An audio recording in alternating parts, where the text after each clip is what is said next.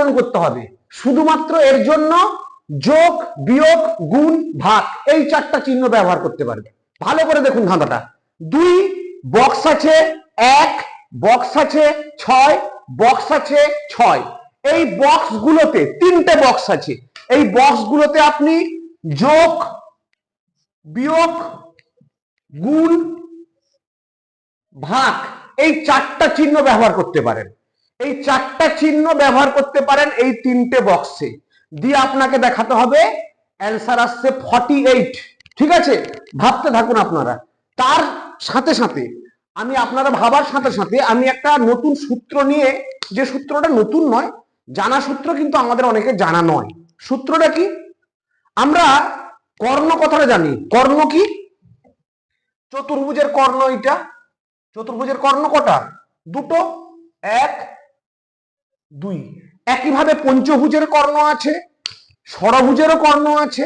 এই কর্ণ নির্ণয়ের সব থেকে সহজ উপায় কি? কিভাবে আমরা দ্রুত কটা কর্ণ বলে দিতে পারি? তার জন্য প্রসেস একটা আছে, একটা সূত্র আছে। সূত্রটা কি? n into n-3/2। কর্ণের নির্ণয়ের সূত্র হচ্ছে n ইন্টু n-3/2, যাকে আমরা ডায়াগোনাল বলি। তার number of diagonals of A rectangle হতে পারে, হেক্টাগন হতে পারে, পলিগন হতে পারে, যা খুশি হতে পারে। সেইটা নির্ণয়ের সূত্রটা। n মানে হচ্ছে বাহু সংখ্যা। ত্রিভুজের বাহু সংখ্যা কত? 3। তাহলে ত্রিভুজের কর্ণ কত হবে? n এর জায়গায় 3 বসাই, এখানে 3 বসাই, 0 হচ্ছে। 3 থেকে 3 বিয়োগ করলে 0 হচ্ছে, 0-র সঙ্গে 3 গুণ করলে 0 হচ্ছে 0। আমরা তো জানি ত্রিভুজের কোনো কর্ণ নেই। চতুর্ভুজের কটা কর্ণ হয়েছে? দুটো।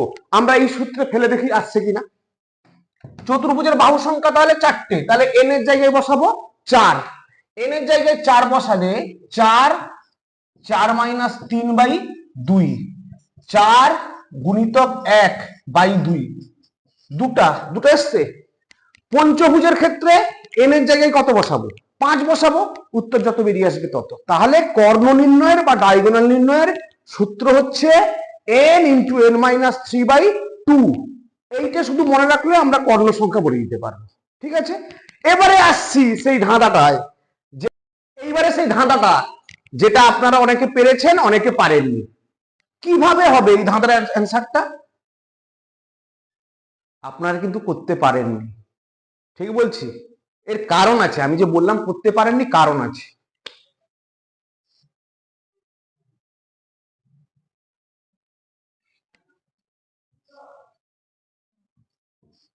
আপনারা বলবেন এটা কি হলো? আগে তো গুণের কাজ হয়, তাহলে 2 একে 2, 6 6 36, 36 2 38 হচ্ছে। একটা কাজ আছে এখানে। এইখানে ফার্স্ট বন্ধনী থাকবে। ফার্স্ট বন্ধনী থাকলে ফার্স্ট বন্ধনীর ভিতর কাজটা হবে কত? 2 গুণিতক 1 কত হচ্ছে? 2, 2 যুক্ত 2, 2 যুক্ত 6 8, 8 6 48। তাহলে ব্র্যাকেটটাও দরকার হবে।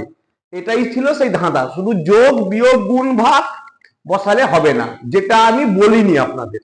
ব্র্যাকেট একটা খুব গুরুত্বপূর্ণ এখানে। ওই ব্র্যাকেটটা থাকলে 2 একে 2, 6 আর 2 গুণ করলে, যোগ করলে 8, 8 6 48। ঠিক আছে, আর এটা তো কর্ণ নির্ণয়ের সূত্র। আশা করি ভালো লেগেছে। ভালো থাকবেন।